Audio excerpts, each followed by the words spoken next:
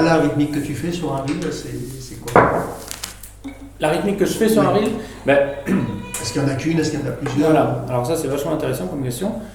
La rythmique de base du reel, est-ce que tu la connais déjà? Ce qu'on peut trouver naturellement sur un reel, de manière très basique, c'est quoi qu'on va mettre en valeur? 1, 2, 3, 4, 1, 2, 3, 4, et le 3 qui est souvent accentué. Voilà, donc le contretemps qu'on va mettre, voilà c'est ça, on va le mettre en l'air.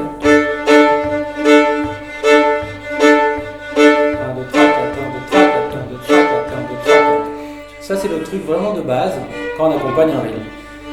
Et après, chaque reel, chaque jig, peu importe le morceau, va avoir une rythmique intrinsèque. Ce qui est proposé dans le cheminement mélodique va t'orienter sur ce qu'il y a à mettre en valeur en fait. Si tu regardes le chemin mélodique, tu vas dire ok là je sens qu'il y a un endroit où c'est intéressant de mettre en valeur cette note là et ça ne sera pas forcément le contretemps. Donc ça peut déjà te faire un élément de variation, c'est que soit tu fais la rythmique du reel de base, soit tu fais la rythmique du morceau. Si je prends ce morceau justement, je vais faire juste les quelques premières mesures.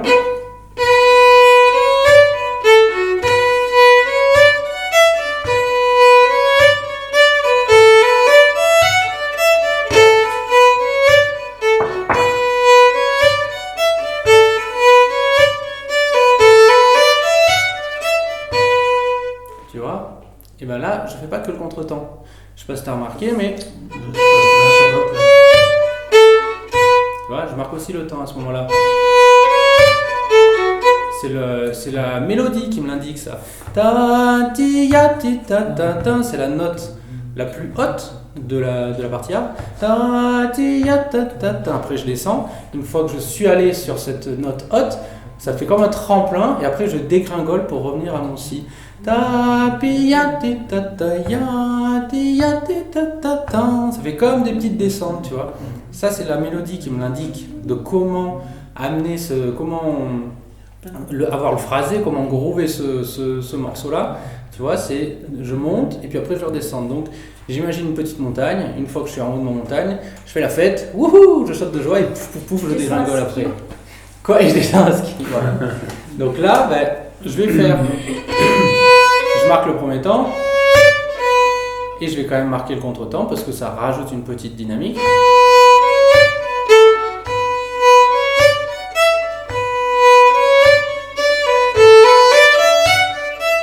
Et là, je prends un grand élan parce qu'il y a une plus grande montagne. Avant de revenir into le début du A.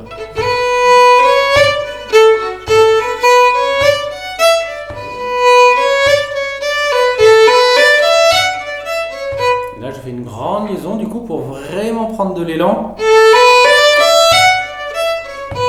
avant de exploser. En fait je monte avant de redescendre, tu vois, je donne vraiment un élan pour monter cette montée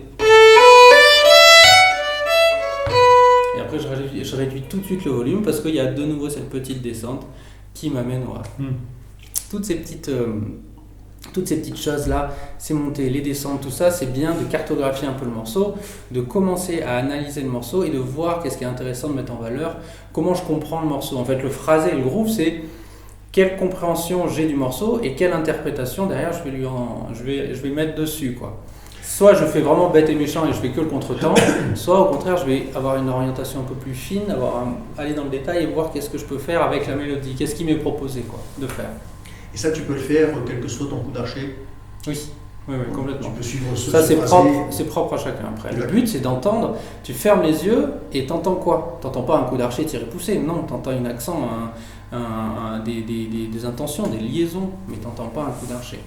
On peut avoir une même intention avec un poussé ou un tiré. Si on travaille bien, au bout d'un moment, on fait plus trop la différence. Tu vois, il peut y avoir toi, tu peux le sentir différemment, ça peut t'aider à avoir des accents, ou ça peut t'aider à avoir une intention différente, mais après c'est vraiment propre à chacun. Et c'est ça qui est beau, c'est que du coup chacun interprète différemment, ça va être la signature du fiddler, quoi. de donner un coup d'archer ou un autre. Kevin Clark qui fait dans l'autre sens. Il fait beaucoup en poussée, ouais, tac, tac, tac, tac, ouais, exact. Mais effectivement, quand on pousse et qu'il y a l'accent, c'est intéressant. On sent dans le bras, il y a une mécanique qui est intéressante et qui est assez agréable, plutôt que d'avoir un tiré qui est beaucoup plus franc. Là, il y a quelque chose de rebondi dans le poussé qui est intéressant. Comme la vidéo que tu avais partagée de la femme là, qui est en train de jouer dans un espèce de bar là, avec son poignet là. Avec son C'est poignet. incroyable. Ouais, c'est vrai. Incroyable. Je sais plus, je l'avais partagé où sur. Je sais plus, mais je me suis dit Sur qu'il le fallait que bon, je retrouve cette vidéo pour le remettre. Incroyable. Oui, c'est vrai. Il y a une souplesse. Et puis tu sais, elle arrête pas, et puis elle accélère. La détente. C'est vraiment tout le poignet qui fait tout. Quoi. La détente qui amène vraiment de la vitesse, de la rapidité et en même temps du gros. Ça se ressent énormément, ouais, carrément. Moi, je trouve que c'est vraiment une étape très importante. En tout cas, moi, aujourd'hui, c'est d'arriver à choisir mon chemin. Plutôt que de suivre le chemin d'un tel ou un tel, de façon automatique. Bon, c'est déjà bien, mais après, c'est vraiment qu'il y a, moi, je préfère comme ci, comme ça, et ça, je suis bon. Là. Moi, c'est ça que je voudrais arriver à... C'est ça, pour moi, c'est vraiment la transition entre... Tu commences à affirmer ton jeu et à vraiment... c'est une étape entre, on va dire, violoniste débutant où je fais juste de la copie et puis vraiment, j'ai une signature. Quoi. On reconnaît, c'est Daniel qui joue, c'est pas quelqu'un d'autre. Quoi. Ça, c'est vraiment beau quand on arrive à ça. Ça aussi, on reconnaît, mais pas forcément.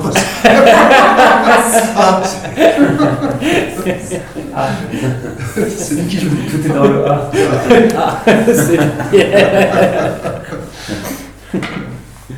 Donc voilà, on peut reprendre ce morceau, on va le refaire tourner et essayer de comprendre le morceau, de l'analyser et de voir qu'est-ce qui serait intéressant de mettre en valeur. Vous avez la dynamique de base du reel qui est sur le contretemps, mais là il y a quelque chose d'autre qui vous est proposé, c'est qu'il y a un morceau et ce morceau il raconte une histoire. Il y a vraiment quelque chose, il y a des montées, il y a des descentes, il y a des arrêts, il y a des longues notes, des notes courtes. Qu'est-ce qu'on peut en faire tout ça? Où c'est qu'on a envie d'aller? Quand tu l'as fait tourner au tout début, ça m'a fait penser au coup d'archer des polkas. Tu sais, où tu as une vitesse de l'archer qui... tu ralentis vers les... Ouais, c'est agressant. Oui. Ça m'a fait penser à ça, c'est sympa. Ça peut être une orientation Ouais. à tester. On va faire plein de tournes comme on a fait là et tester des choses, vraiment expérimenter pour voir. Elle s'appelle Tommy People, celle-là, c'est ça là. Celle-là c'est Tommy People, mais quand on tape Tommy People, on tombe sur plein de trucs et jamais celle-là. J'ai jamais trouvé. Voilà, donc c'est pour ça qu'il y a un nom alternatif. Daniel, c'était quoi le nom alternatif? Jenny Nettles Fancy.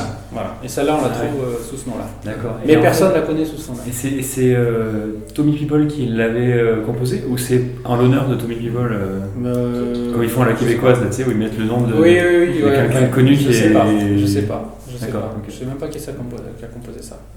Mais ça sera l'occasion de regarder ça ce soir. Genre ça, si t'avais l'info. Donc Nadia, toi, ce que tu peux faire, J'essaye de faire ce que je peux. essaye de faire. Non, mais quand tu sais pas comme ça, t'écoutes et en même Mais temps, c'est ce que je fais, tu j'écoute, mais des fois, je suis un fais une peu écoute emmerdée, active, quoi. Tu vois, ouais. tu joues en même temps avec nous. Mais j'essaye de jouer que le début de ce que je connais. Et après, tu te poses sur un si et puis tu vois quelle note rentre dans la mélodie. Du coup, est-ce que tu as vu ce qu'elle nous proposait la partie B maintenant, au niveau du chemin mélodique? Moi, j'aurais tendance à faire sur le contretemps. Il y a un côté un peu régulier qui va me convenir. Voilà. C'est vrai que là, il y a moins de longues notes. Sur les longues notes, on peut bien le faire. Ouais, c'est ça. Mais là, du coup... J'ai l'impression que voilà, tu as envoyé la machine, Oui, c'est c'est ce que je ressens sur... Yes.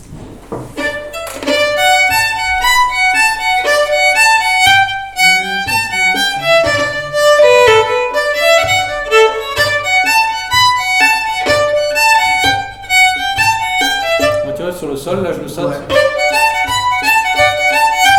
Celui-là, il y a un petit pas. Et là, vraiment on se pose sur ce ré.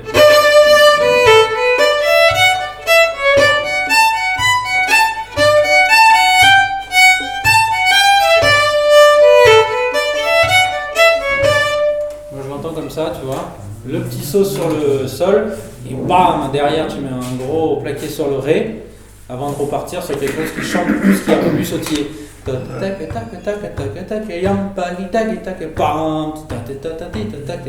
C'est génial d'alterner comme ça vraiment, d'essayer de proposer vraiment des choses variées.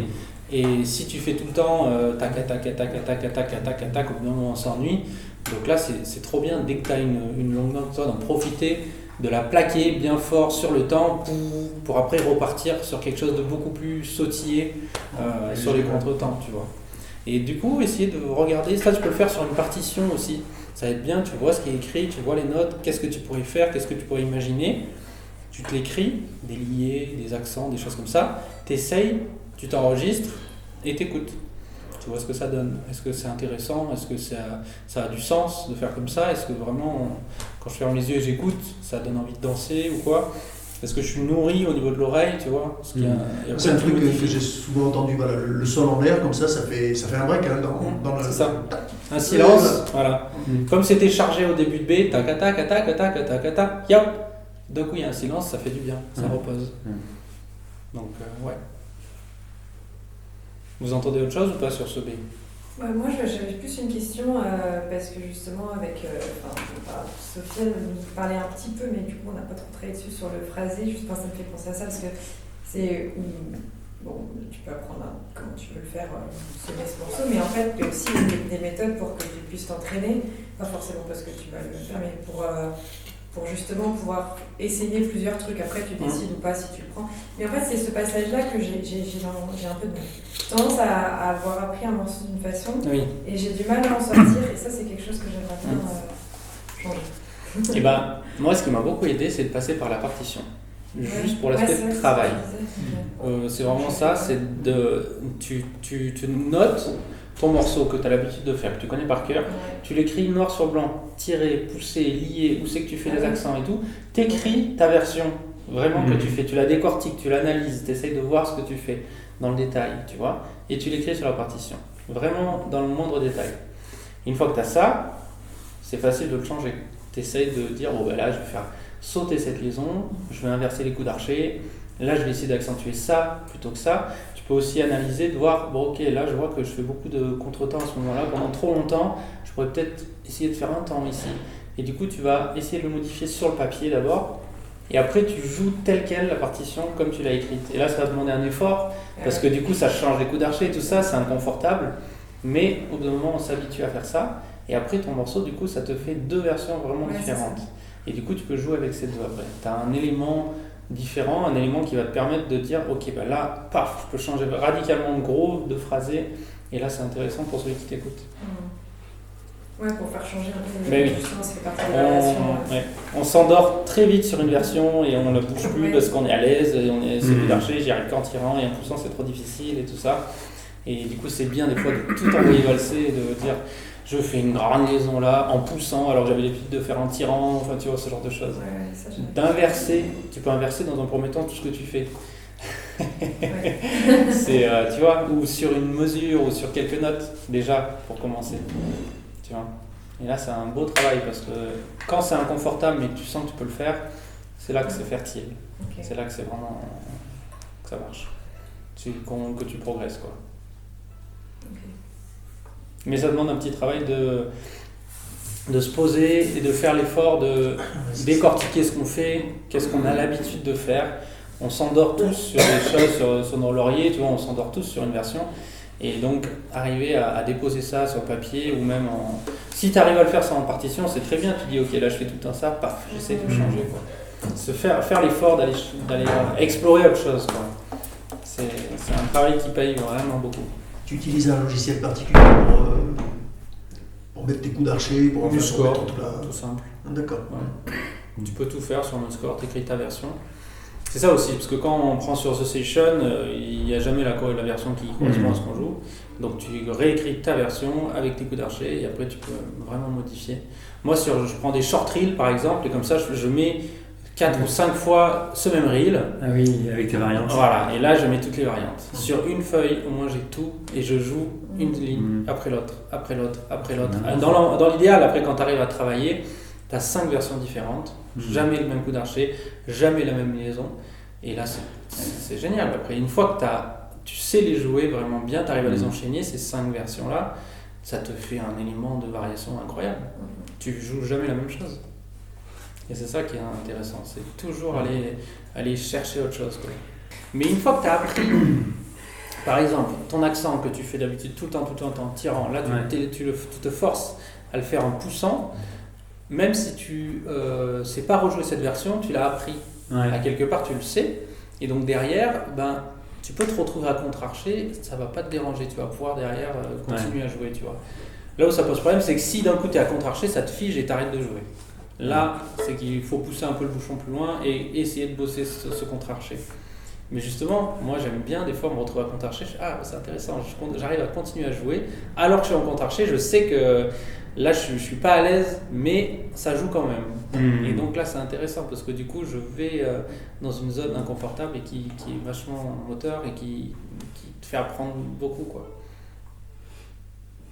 C'est exactement ce que j'avais partagé hier dans la conférence, la zone proximale de développement. Là. Quand tu es dans une zone de confort, c'est là où tu peux jouer pendant 4 heures, mais si tu joues que des choses que tu sais, tu vas pas apprendre grand-chose. Si tu es dans une zone où tu te mets trop dans le rouge, ça te fige et tu n'apprends rien.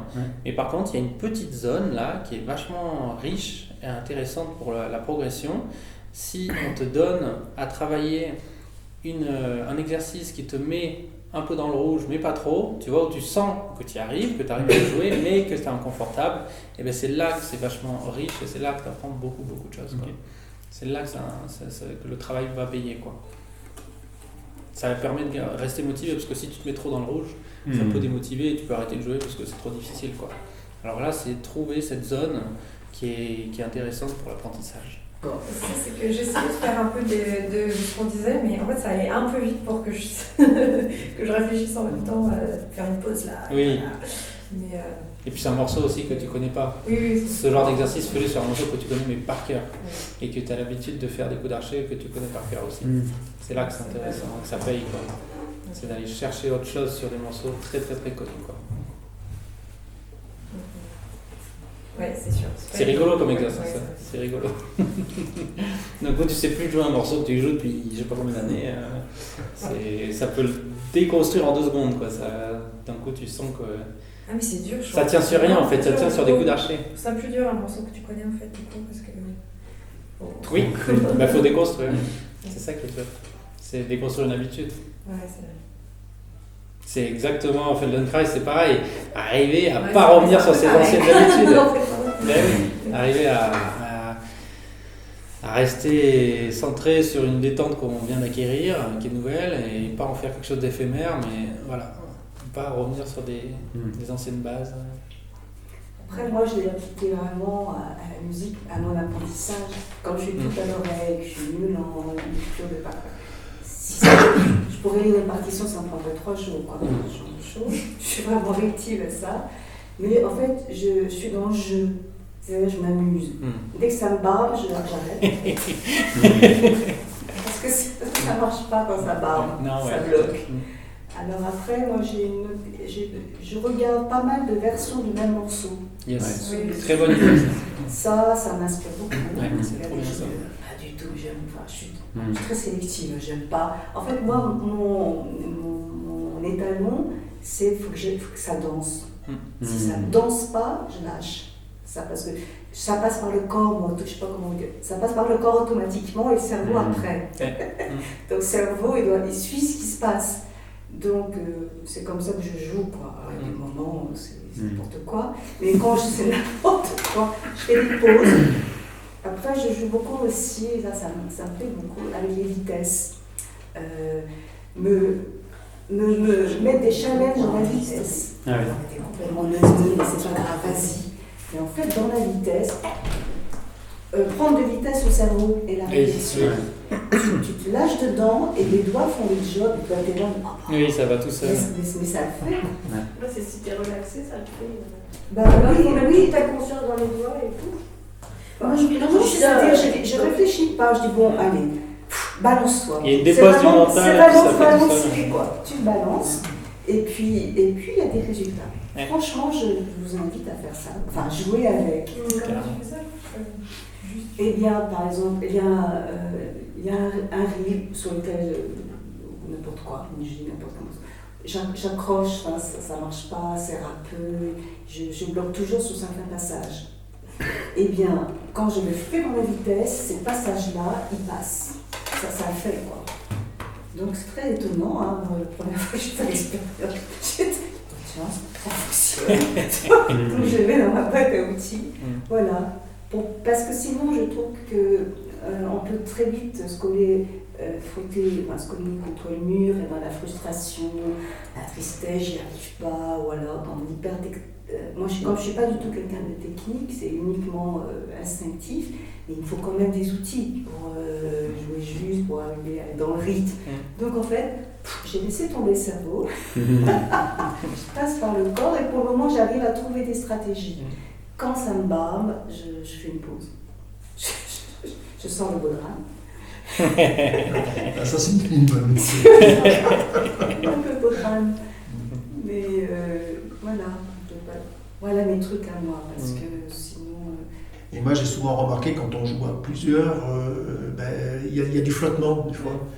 Alors, surtout sur des reels qui vont bien...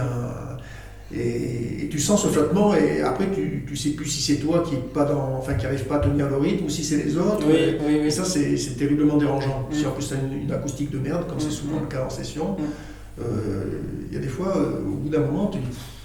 il y a des fois, tu as 1 à 2 mesures de différence entre le bout de la table et l'autre. Hein. Oui, ça c'est un autre problème. Et là, tu te dis, attends. En fait, tu manques un mot.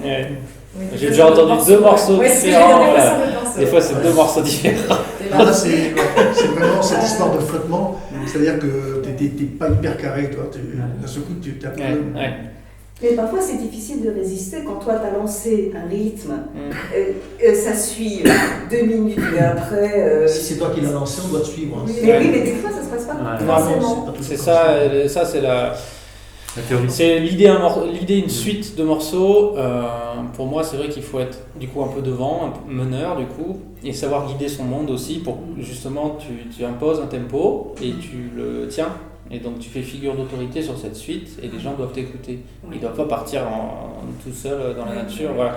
Et donc du coup, moi ce que je fais, c'est que je mets beaucoup du pied. Bon, ça je bats naturellement, mais quand je suis leader, tu vas. Voilà. Déjà il y a ça, tout le monde l'entend, donc ça cale. Et puis je booste mon volume sonore aussi. Plus ça, déjà voilà, il y a une... On entend quelque chose, on va le suivre parce que c'est ce qu'on entend. Il faut imposer. Faut imposer. Quand tu lis un morceau, c'est pour ça que ça fait peur, c'est pour ça qu'on a du mal à lancer des suites, c'est pour ça qu'il y a plein de peurs qui remontent et des blocages, parce que c'est engageant. C'est vachement engageant et tout le monde t'écoute et du coup, ça peut être paralysant. Après, l'autre truc, moi, j'aime bien jouer aussi. Hein. Des fois, j'aime bien travailler sur l'audace. Je me dis, ça fait 20 minutes, tu t'en dis. J'ai envie de sortir. J'y vais, je me dis, allez, je balance. Je me pousse, je me prends là à la peau du cou et je balance. Et ça marche en fait. Ça marche. Et du coup, c'est après. T'as envie de le refaire. Après, plutôt que de subir. Bien sûr. On sent après le type de session dans lequel on est aussi. On sent, voilà. Tout de suite, pareil, pour travailler cette timidité, tu ressens un truc dans le bide, tu dis allez, j'y vais, je parle de la personne, puis après ça se passe très bien, c'est pareil. Eh oui. Non, mais des fois ça se passe pas bien. Ça dépend, mais en général, c'est dans la tête qu'on a des jugements et des machins, et puis ça se passe mieux qu'on imagine. Oui, et puis on est là, c'est sûr qu'on n'a pas là pour repartir angoissé, stressé, j'ai pas réussi, j'ai pas fait. Oui, il n'y a pas d'ordonne si on n'y arrive pas. Oui,